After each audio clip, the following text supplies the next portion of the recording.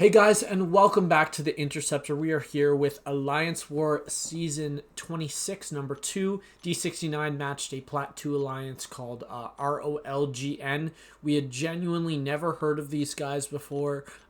We had no idea who they were. Turns out they're a Plat 2 alliance. I've never seen them in the top 100 ranking, so they must have just flown under the radar until they were high enough to match us.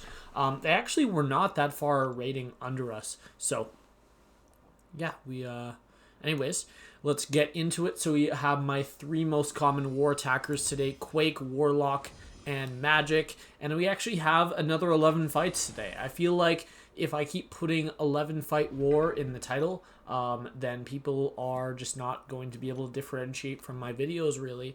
So, yeah, there's 11 fights in this war again. It happened in War 1 by accident because I had to clean up 2 fights that people died to. And then in this war, I actually just took 11 fights. So yeah, we are boosting up. I'm boosting up with 20% boost just because in this boosting session I actually have 6 fights. And 2 of them are with Magik, so I did throw on the Mystic boosts. This first one is going to be a rank 3 6-star Sorcerer Supreme, and this is on Aggression Fury Strike Back, which is actually pretty good placement for Sorcerer Supreme. Because most people, they're just not good at evading the L1, so they have to block it and take a lot of extra damage. I'm very good at evading her L1, so she's going to throw it right here, and I can just fully evade it. It does deal a lot of block damage to you if you just block it with the Aggression Fury, but I'm just not really worried about that. And right here, she did not hit into me, so I had to intercept with a special 2. And then I did it one more time. And the strike back is just constantly pushing me back to 1 bar of power. But also, something I should mention about this war is that at the end of the war, all of my champions are almost at full health. So I do end up using a few potions, as you guys will see. But this is... I don't want to say this is my best war ever, because I feel like the accomplishments I made in this video are so greatly diminished by the fact that I fought so few rank 3 6-stars, and it's just not really the same experience in war when you're fighting rank 2 6-stars and rank 5 5-stars. This is a Red Hulk on the 2nd node of path 6, which is going to be Power Alternator and Power Focus 1, I think. Yeah. But anyways, this guy does have willpower. I think all 12 of their guys had willpower, and 1 guy even had suicides on. So they don't take war very seriously, clearly. But yeah, there's not really any worry of this guy ever getting to a special 2, even if I fail to throw my own, just because as long as you put like a stun or a bleed on the opponent, he'll just constantly be getting power drained. Right there, I should have thrown my L2, because the L2 would have power drained him with the armor breaks.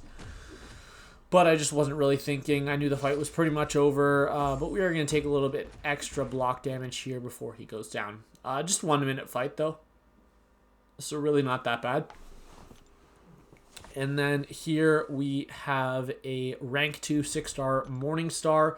I did actually have to stop fighting, and then I resumed the recording about 2 minutes later. The reason is because of my fight after this is a 6-star. I think it's a rank 2, might be a 5-star rank 5, or might even be a rank 3 6-star, I don't remember.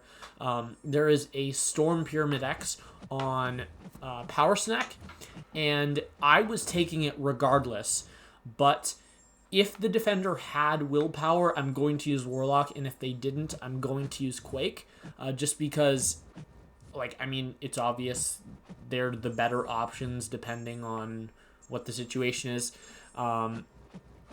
But I actually forgot, because the only defender the guy had before Node 22, Power Snack, was the Sorcerer Supreme that I took in my first fight, and I was so worried about her getting to a special 3 in that fight before I got to my special 2 that I didn't pay attention to willpower. So I had to end my recording, go and check my recording and then tell SCZ, who is the one you can see in the chat right there. He does have willpower. Please no pre-fight for Storm.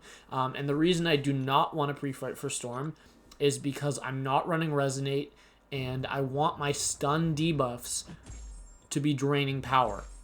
Because Storm Pyramid X has glancing, and it's not a good idea. Right here, I'm trying to get a Dex to cancel out Power Snack, and I do get it. I do a Dex parry against the corner. But yeah, it's I just wanted to make sure that I'm always dealing with the power draining her, because with her glancing, I can't just parry heavy this fight because it won't always land. Like the bleed is not reliable in this fight, so I just I really want the stun debuffs to drain power if I need it desperately. But I'm very, very good at evading Storm Pyramid X's special 1. I find it really, really easy. So we're just going to fully evade it this entire fight. And there's not really a big reason to go for special 2s in this fight, although I think I go for only one.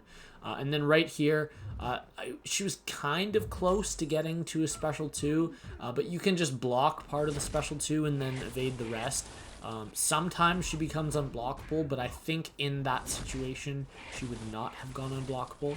But anyways, you'll notice sometimes I'm actually shutting down Power Snack. Like right there, I triggered Dex while there was no timer active and it did not activate Power Snack. Right there it did. So I'm just trying to get her to throw an L1. She does throw it. And then I think it's, yeah, right there again, Power Snack did not trigger. So I think, oh, I do go for another special 2. I thought I went for an L3, but I guess that's completely fine. And there we go. So I do take her down.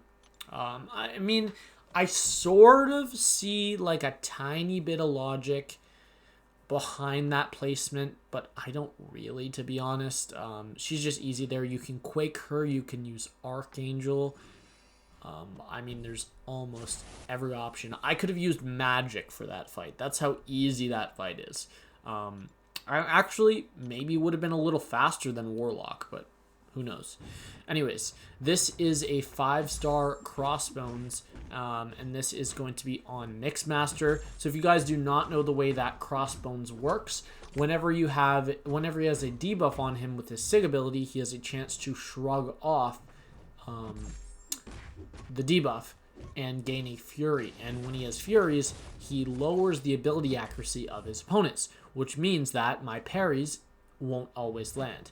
And what I did is I intentionally was not running Resonate for this fight so that there was absolutely no source of Furies for this guy other than throwing his special 1. Now, I have no clue whether this guy was running willpower or not because I don't think anyone specifically checked him for it.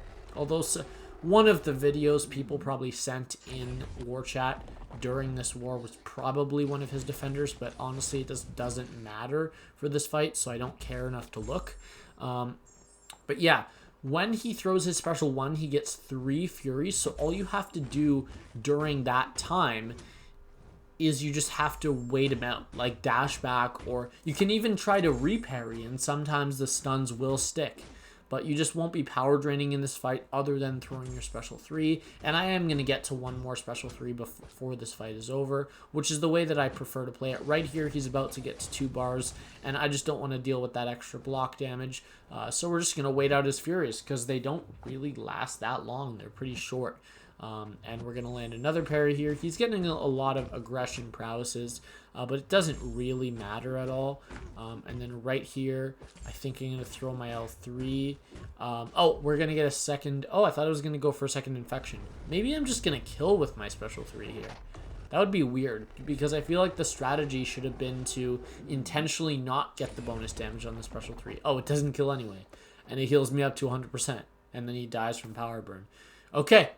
I mean, I don't remember that specifically, but that was pretty much a perfect fight on paper. And thanks to SCZ for the pre-fight on Crossbones, which made that fight possible. Without him, I think that the best option for that fight is probably Ghost.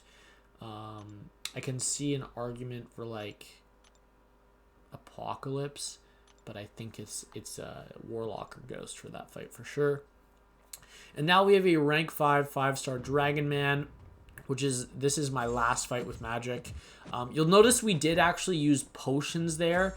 We used two 1200 health potions, so a total of 2400 health.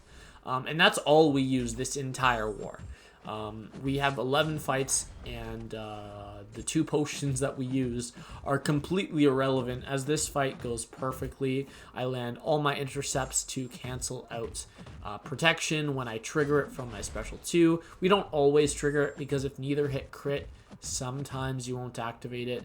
I think it has to do with like the opponent's physical resistance masteries, because I have had it happen just randomly that it will trigger protection on non-crits. Maybe it has to do with Assassin. I don't know. But yeah, he does go down there, and I'm at 93% health with my Magik, which means that had I not used those potions, I would be at like 87, 88%. And now we have 2 long Quake fights, 2 very long Quake fights. So that's why the title of this is I Love Long Quake Fights, because I intentionally sent myself on this path 5 knowing I would have to Quake both enemies, which is a rank 3 6-star Doom on the first node, and then a rank 5 5-star Immortal Abomination on the second node. And I was well aware these fights would take a very long time. When I started doing these fights, I'm actually going to clear all of my last 5 fights of the war here. I had to coordinate, and I had SCZ use 2 of his White Mags pre-fights, one of them on my Moleman fight and one of them on my Modok fight, as well as he helped me with energy. He moved to Moleman, and then he moved to my last fight, Modok.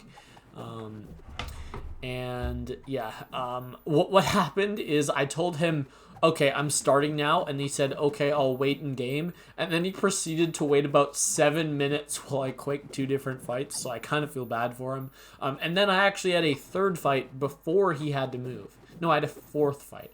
I have 4 fights here before he has to move, so it was probably about 10 minutes of me doing fights, with 7 of those minutes being Quake fights. So, yeah. I probably could have just said, okay, I'm fighting now, I'll tag you when I'm ready, like in 10 minutes.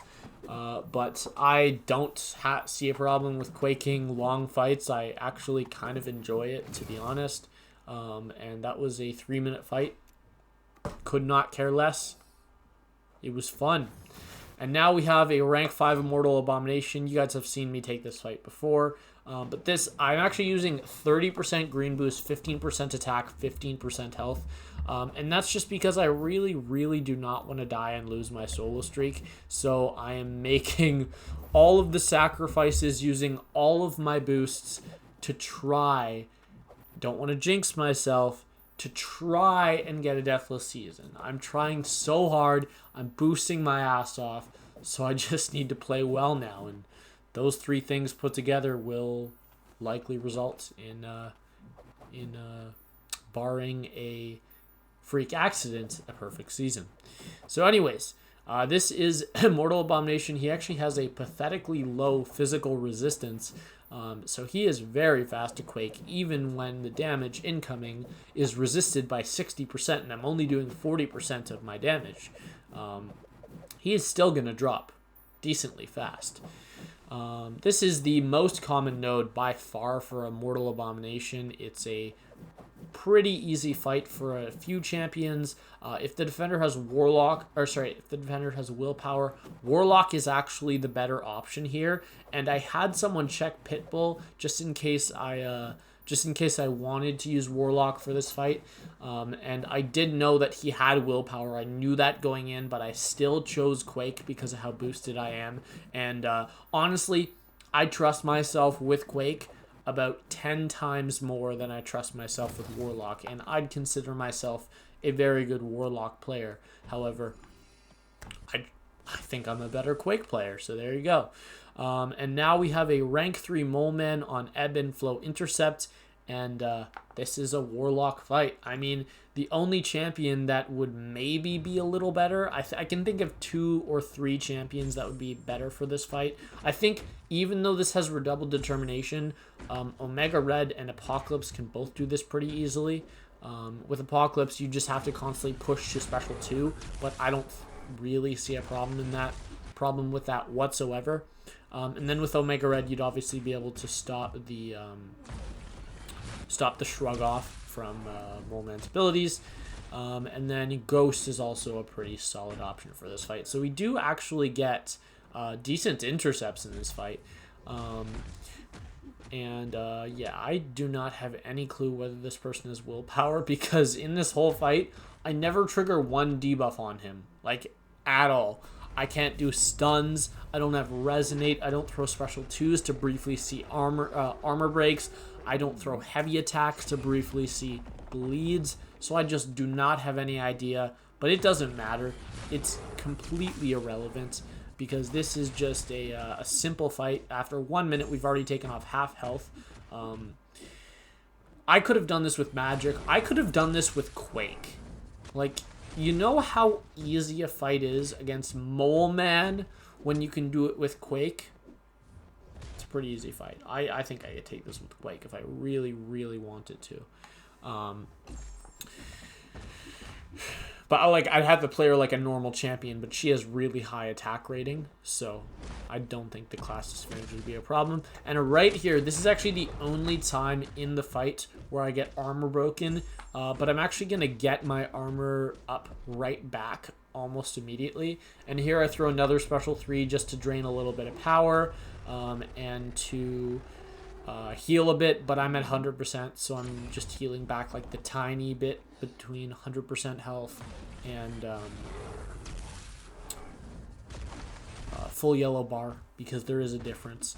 And then we hit a nice intercept there. We're taking only 100 damage on the parry. Warlock's just insane for that.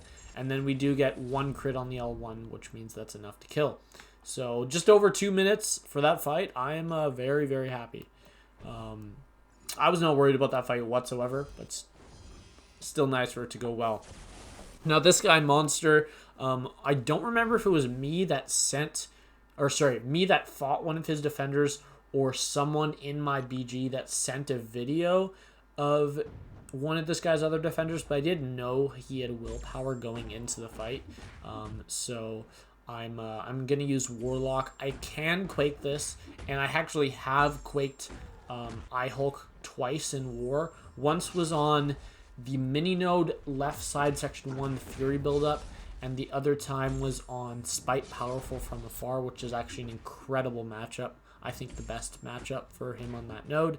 And right here, I get hit 3 times. That's the only hits I take this whole war, and it was in an irrelevant fight. This is a rank 3, by the way, a rank 3 iHulk. This is just an easy fight, and yeah, I was very, very mad with myself. I plain old just missed a parry. There's nothing else to it. I just missed a parry. And then right here, I had 3 infections. I had a chance to throw my special 3, and I missed out on it. So what I'm going to do is I'm going to just shorten my combos and land 1 more parry here, which gets my 3rd infection, because even though I took the hits, maybe if I finish this fight with a full yellow bar, I'll feel like slightly less worse about myself. Like slightly better. I did mean the same thing, but obviously less worse is not as grammatically correct. Although I actually don't know if it's grammatically correct. Maybe it's just really wordy. But we're not talking about that. What am I rambling on about? This is a long fight, so I guess there's a time to ramble on, and this is that time. But yeah, we're going to get to another special 3, and here we're actually going to do it correctly, where we do not get the extra bonus damage. We only got 12%, we didn't get 20. But I knew this special 3 was going to kill. Was not going to kill, so I'll get my regen, and boom, I'm back to 100% health, and I'm going to end this fight with 100% health, which is really, really nice. I'm going to land, I'm going to land a heavy attack here, Still at 100. And then I think he just dies. Like, I think he just dies from this. Maybe I intercept with a special 1 or I block a hit. I don't remember. I block a hit. Okay. So I end with 99. Oh, damn. That hurts. That hurts. Okay. But that fight was very safe. And then I had SCZ move up for me to this Modok. And he applied his white Magneto pre-fight. By the way, he brought white mags just for me. All 3 of his pre-fights were used on my fights. So thank you for the taxi and for the pre-fight, SCZ. It was much appreciated. It made 2 of my fights possible, as both the Crossbones fight, and the Moleman fight were just not possible for Warlock to do. Actually, Moleman would be. Moleman would be possible, but Crossbones probably not. And then he just made this Modok fight so much faster. So this is a rank 5 Modok on the Hazard Shift Stun Immune mini boss. And this is a pretty common placement for Modok. We see him here whenever he's not on the boss or on Stunning Reflection mini. Pretty much every single war, although there has been like 1 or 2 times that we've seen him on Path 9 Section 2, the first node, but that's a pretty easy fight for either Nick Fury or Falcon or Moleman, actually, any of the 3. And I did actually take Modok last war on the boss node. Someone died after doing 30% damage, so I went in and I did the remaining 70%. Which went really, really cleanly, other than me taking 2 hits to the face. But yeah, this fight, since it's only a rank 5, this is a really easy fight. It's only 2 minutes. This fight gets to be around 3 minutes, 3.5 minutes when it's a rank 3. So I'm very happy that fight went like that. 0-0 is what you want to see on a Quake fight. But yeah, that's going to be the end of my war. 11 whole fights, and we took home the win against RoLGN, RoLGN. Only dying 4 times, not our best war. We have died 3 times, once before, and then I think this is either our 2nd or 3rd time ever dying 4 times. So, I mean, it was a good war, but we knew that it was going to be a blowout, and I think they died like 40 times, something like that. I don't even remember. But my BG1 actually went 50-0 in a war that I planned. So I'm very, very happy. We have gone 50-0 before. This is our 3rd time as a BG. Twice last season, actually, in back-to-back wars. And then this season, and then this war. So yeah, I'm very, very happy with how everyone in my BG did. And my alliance, we did pretty well. And as for the deaths, BG2 had 3 deaths. And then BG1 had 1 death? Yeah, 1 death. That's 4. So that is going to make us 1-1 on the season. Of course, the leaderboards are not yet out. They will be out in... should I be moving this way a little more? Yeah, there you go. The leaderboard should be out by the end of War 3 or like maybe a day after that. I'm not sure. But we're going to be 1-1. Death total this season still at 0. PSR 22 out of 22, so 100%. Taking an average of 11 fights per war is not realistic, and I am not going to keep that up. I can guarantee you that. I would be shocked if I take over 120 fights this season. I'll probably land somewhere around 110, 115. That's my best guess. But yeah, adding on 11 this war puts our Deathless streak up to 74, which means that unless I die in Wars 3, 4, or 5, by the end of War 5, I will be at 100. So all I have to do is boost my ass off, duel my fights, and make sure that I have the right counters going into fights. And I think this might be the chance that I have. But yeah, that is actually going to be it. I hope you guys enjoyed the video. I know it's a little long one, but whenever I take 11 fights, there's not really another option. And I will see you guys in the next one. Bye.